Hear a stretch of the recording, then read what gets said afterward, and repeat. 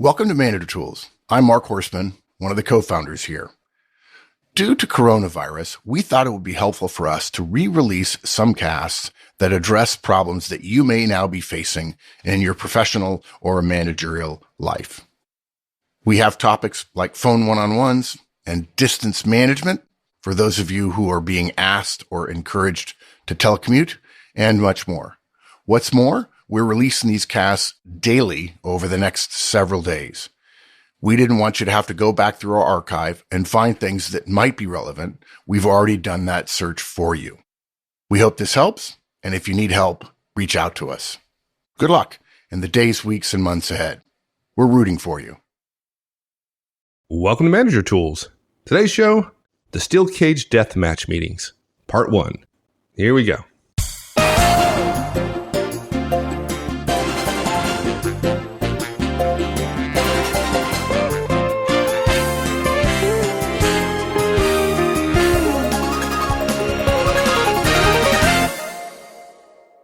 Well, we've mentioned the Steel Cage Deathmatch meeting before in passing, but this is probably one of those things that it doesn't happen all that frequently, but when it does, it's important and you want to be prepared. So this probably absolutely does deserve its own guidance.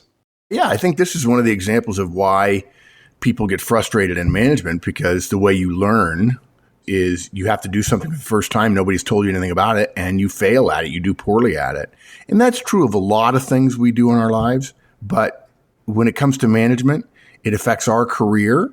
And many of us believe that your career is, trying to avoid a mistake that's big enough to have a mark against you that lasts for a couple of years. And the other thing, too, is it affects other people, particularly when it comes to steel cage death matches, right? You're talking about your directs. Yeah, absolutely. I think that's really, really hard for people because, in fact, when you think about it, the difference between the two types of steel cage deathmatch meetings are such that there's no good name for them, as we've mentioned before. So it's too bad. It's frustrating, and that's why we have Manager Tools. So we've got 5 recommendations around the steel cage deathmatch meetings. First one, there are 2 types of steel cage deathmatches. One is for a layoff and one is for promotions. Most people think of it as being for layoffs, but you've got to be ready for promotion meetings as well. And it's the same basic principle. And the big principle is, number 2, in both cases, preparation wins the day. That's the key. Being prepared for these meetings is the way you're successful in them. If you're not prepared, if you're not ready, if you don't know what's going to happen at all, you don't even know why you're being called into your boss's office with all your peers, you're in trouble. Somebody else has already done the work they need to do to get their people what they want. Then we'll talk about the 2 types of preparation you need to do. One is about data about results. This is where so many people stumble. They just want to tell their friends, oh, Bob, he's good. And then the second type of preparation is relationships. You not only have to know what your people have done and how well they've done it, you also have to know your peers and your boss well enough that they can hear you when you tell them how good your folks are. And then lastly, we're going to talk briefly about a documentation technique that I really like. We won't go into it fully, but we want everybody to know about it because it's an easy way to capture the preparation, and that is something called the baseball card. We've talked about that. I think we've alluded to it before, but we've never described it in any great detail. We're not going to do it in great detail here, but at least want you to know this would be a great chance to use it, and we'll sketch it out for you so that you could at least come up with something that would be efficacious for you in a steel cage deathmatch meeting. Good. Now, I'm glad you mentioned that there are, in fact, 2 types of steel cage death matches, layoffs and promotions. And I think the one folks generally dread the most or worry about the most is layoffs. But, I have a scotoma or something here because when I hear the term, for whatever reason, I think promotions. That's what I think. But that's probably not the one most people are really about. Yeah. Yeah. Well, you want to get your people promoted, right? And you got to get the work done, right? And it's probably... It depends. I mean, I could say it right now in the middle of a economic downturn and say, it probably happens more often, but it depends on the company you're in. And most people would say, no, that's not. Promotions don't happen as often as layoffs. Yeah, I think maybe because in my experience, folks, I don't go around firing people all the time. But if somebody's a poor performer, then I'm generally willing to take the action. And it's been a long time since I've been in a position where somebody tells me I have to lay off people, because generally I'm known for taking care of that earlier rather than later. Maybe that's Right. it. I don't know. Yeah. No, and your point is a good one. I think there are a lot of people listening right now go, I never thought about that. Yeah, folks, if you develop a reputation as somebody who produces top performers and is willing to get rid of bottom performers, your organization will end up getting less of the knife than somebody else's, particularly somebody who is known for trying to keep everybody or trying to hire more people or always wanting more people. It's far better to have 10 great people than 20 average people, not only because you won't have to lay as many off, but you'll have a lot less management problems, that's for sure. Yeah. So yeah, I think you're absolutely right, dude. But people aren't willing to do that, and then they end up having too many people, and then they end up in a in this situation. Layoff. Yeah, exactly. So we got to be honest here, because this steel cage death match, I love the name. I absolutely love it. It just says so much about how many of these meetings are. But we didn't come up with that, did we? No, that's Dan McGuire, right? Our friend Dan McGuire on Wall Street. It has stuck. It conveys the importance, and I think for a lot of us, it conveys the sense of dread that we feel going into them. And Dan actually mentioned it in the first case for a layoff. And I immediately realized it's the same meeting. And Dan and I talked about it. It's the same meeting for somebody going in to get promoted. You have to have your ducks in a row. And to me, it sends the right signal as a naming convention. It sends the right signal to the manager who thinks she's just going to go in and talk to her boss about her people. And folks, that'll get you not what you want. Hey, let's get together and talk about the upcoming layoff. And, okay. And so you take your notebook and you walk in and you assume that you and your peers are all going to banter around for a little while and talk about who's good and who's not. And there's a couple of guys that I could probably lose. It'd be okay. Or, well, then there's the really naive manager who says, well, everybody knows I'm not going to lose anybody. I mean, my team's too important. We're all busy. And it's, yeah, geez, you just like walking to slaughter, right? It's our name and it comes from Dan. There really is no official name for these meetings that cuts across all industries and so on.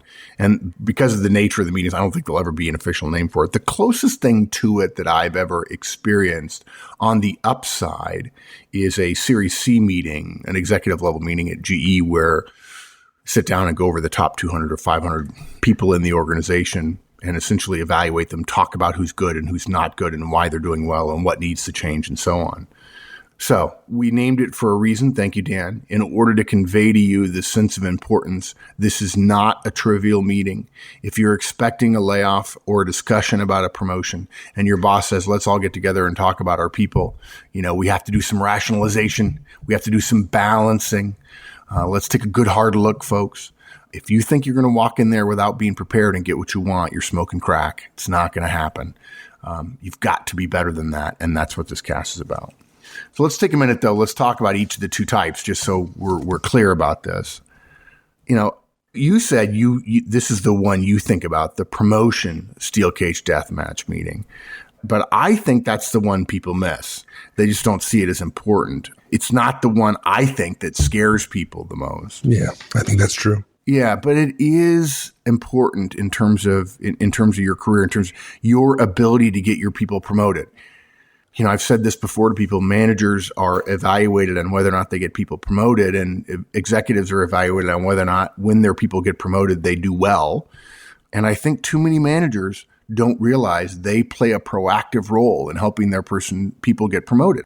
I wish I could help. I'm struggling to find a way to say, hey, you got to get your people promoted. And I think there are managers who tell me, rightfully so, they say, Mark, there aren't any promotions. Okay. I would argue that the really effective manager, and just so you know, when I was 23, 24, 25, I didn't know this and I didn't do it. When you're young, when you're just starting, when you don't have a lot of experience, if somebody tells you there are no promotions, dude, don't worry. Then, okay, fine. There aren't any, but it's just like jobs. The market's bad. There aren't any jobs. Well, there are jobs. They're just a hidden market for it. And there are promotions, but they might require somebody to move somewhere else. Yeah, there are no promotions until there's a promotion, right? Yeah, until there's a promotion. Exactly. You never know. And the moment there, quote, there are no promotions until there is a promotion, the moment that happens, somebody says, oh, well, that guy, it was a special case, or it was a one-off, or he was known to be ready for that job and they just found it. Yeah, that's right. His boss, her boss, got her or him a promotion. That's what happens. Or somebody leaves and an opportunity comes available that wasn't available before. It can happen in an instant, unfortunately, and sometimes for bad reasons, but got to be prepared. People assume that when the person leaves, that's when the discussion is happening. And that's not true, folks. No, the discussion is already happening long before that. It's an ongoing discussion on a regular basis about abilities and relationships and who's next. And if your person is not in the mix, they're not going to be considered when the opportunity is there. And some senior person says, we need somebody now. If you have to go politicking then, that's probably not good. But look, what happens is when we talk about the promotion version of a steel cage death match, your boss, a director, an AVP says to you, hey, we have a couple of promotion opportunities. Let's all get together and figure out who's best for these roles. Okay. Now, you may not know where the opportunities are, or the opportunities may have already been made available. Generally speaking, if your boss calls you together for a meeting like this, it's either very quickly before an announcement is that there are openings, or it's very quickly after it. Bosses generally don't say 6 months in advance, let's find out who's ready for promotion and so on. Some do, the really, really good ones, the ones who are very proactive or who are running their own division or running their own area of the firm for the company. But generally, they tend to happen around the knowledge across the organization that there are opportunities. And look, sometimes your boss will clumsily suggest, let's just keep on having this staff meeting that we're in. We'll just chat around about it and it'll be fine. We'll figure out. Now, I don't think that's very smart, but sometimes intelligence isn't a prerequisite for getting promoted.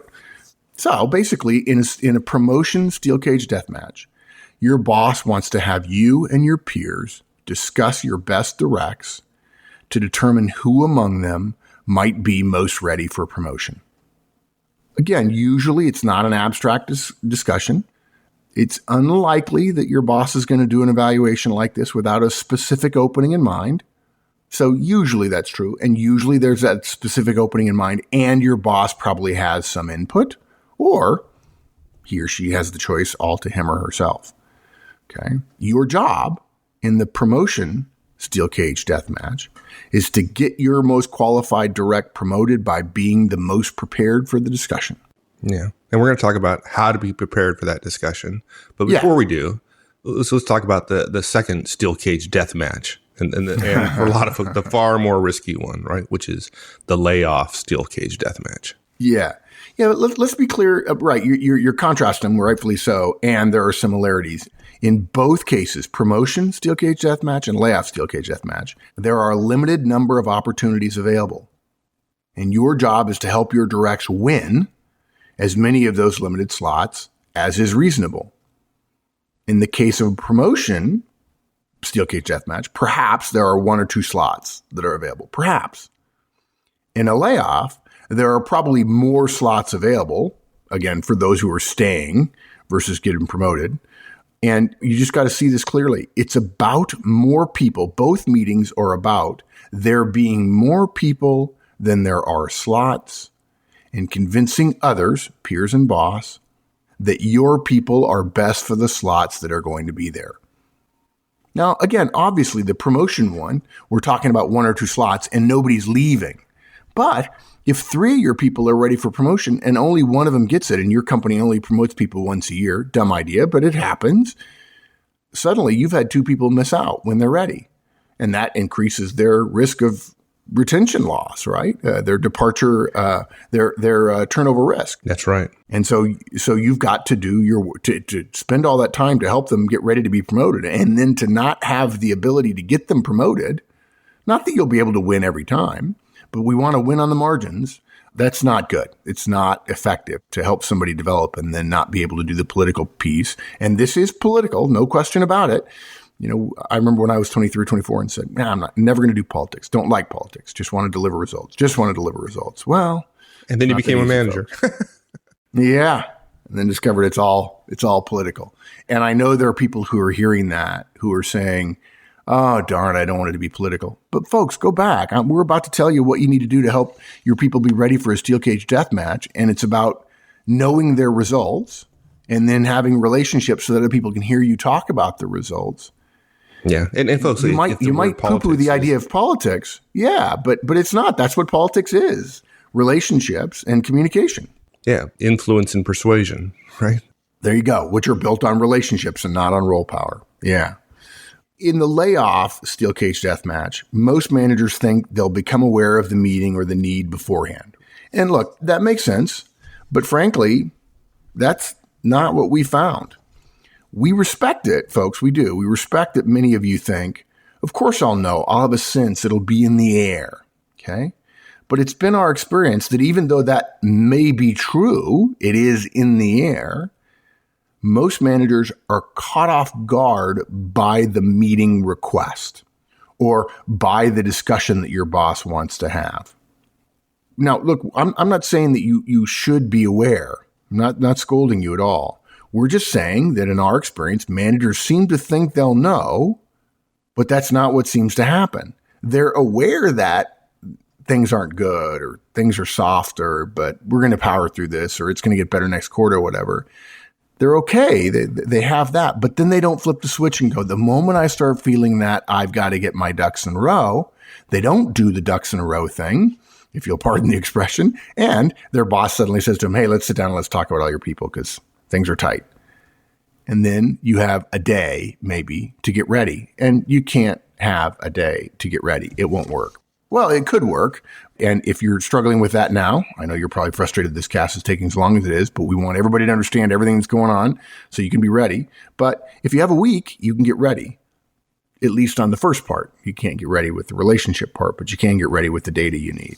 Look, in a layoff steel cage death match, folks, you're fighting for the jobs that you're direct.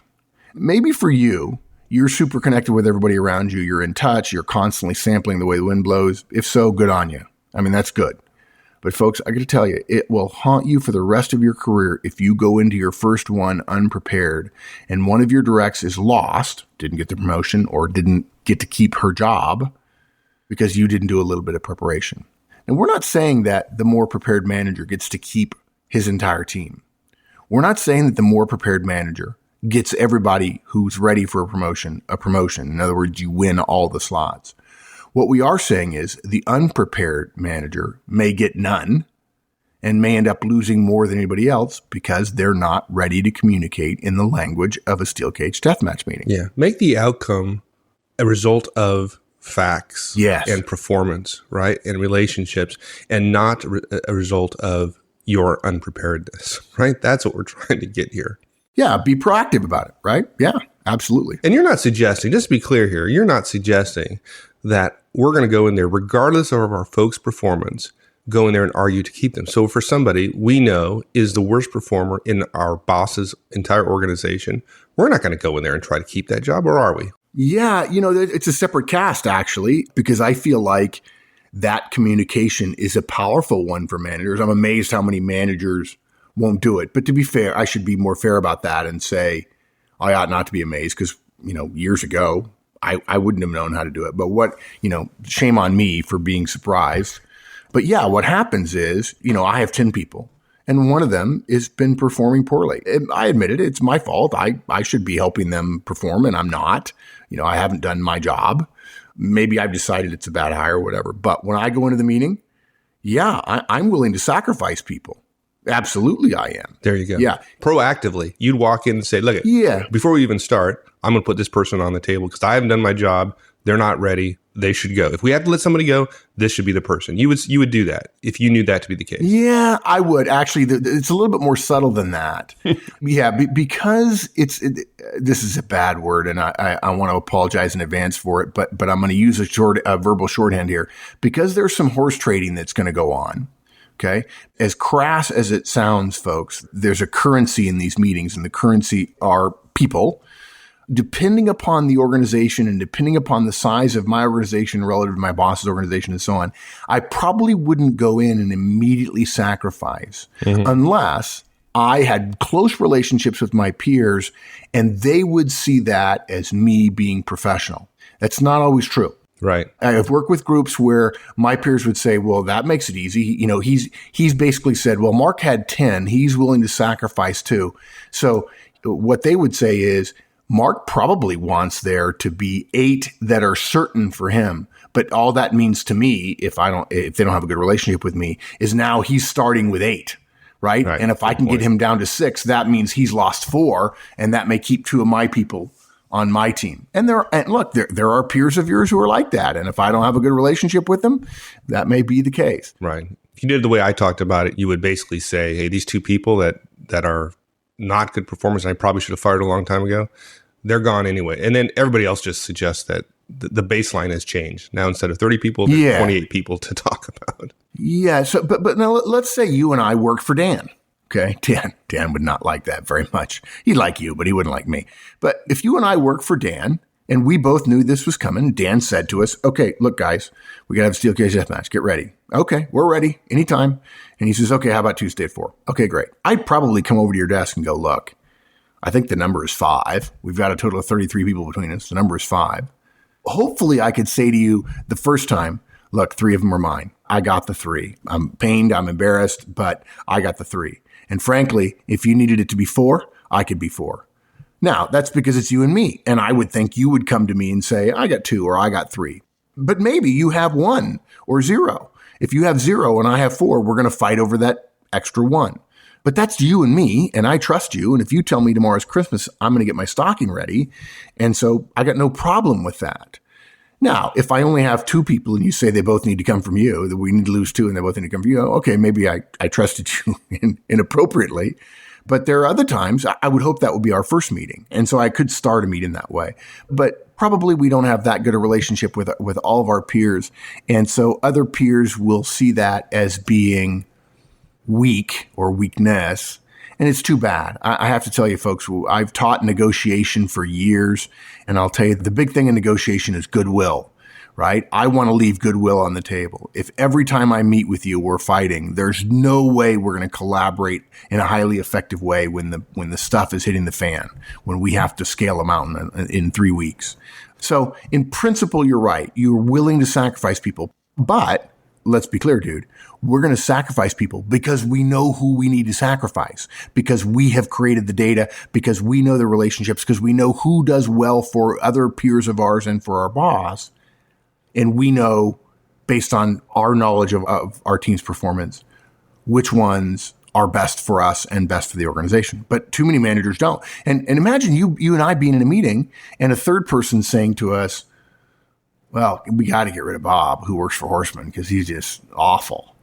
Well, if I haven't prepared for everybody on my team and now Bob's on the table when I didn't expect Bob to be on the table, I spend all my political capital defending Bob.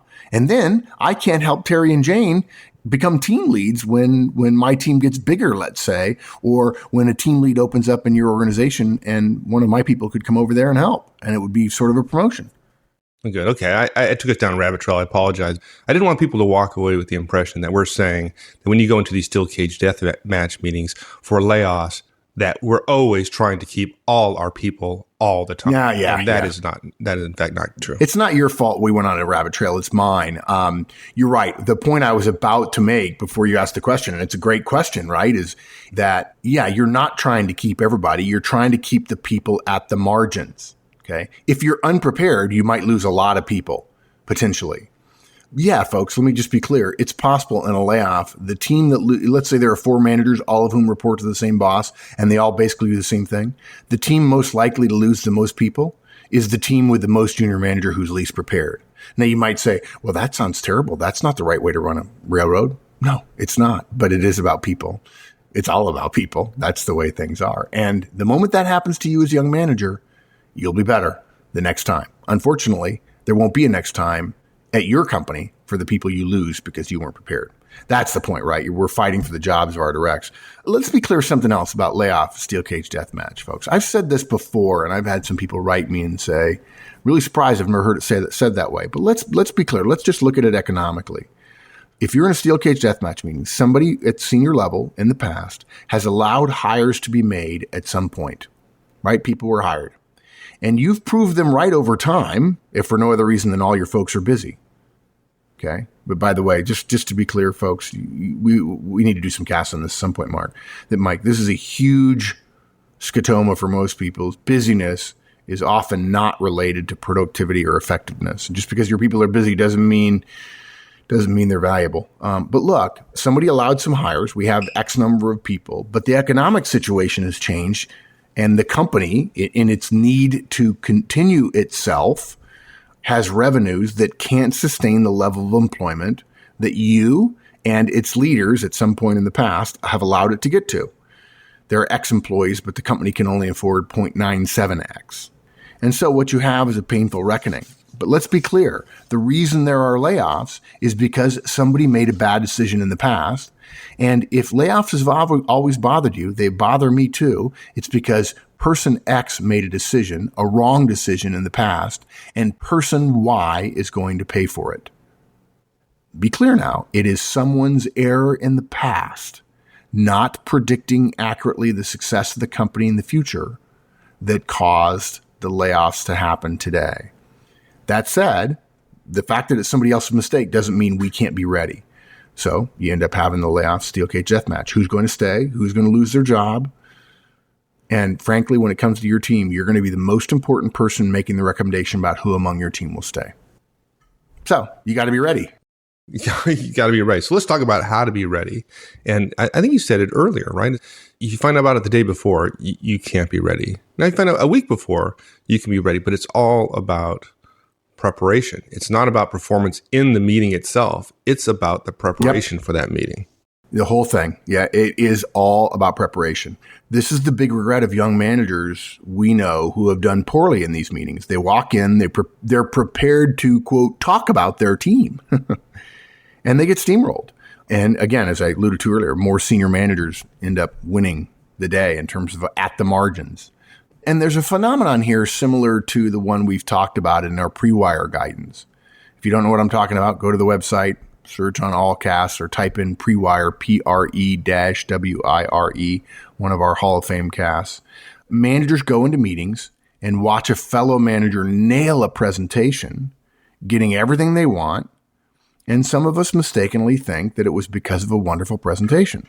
But of course, it wasn't that. It was because of the work they did beforehand, making sure everybody was on board in advance, having briefed everybody individually.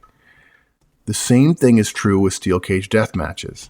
You have to have your ducks in a row in advance.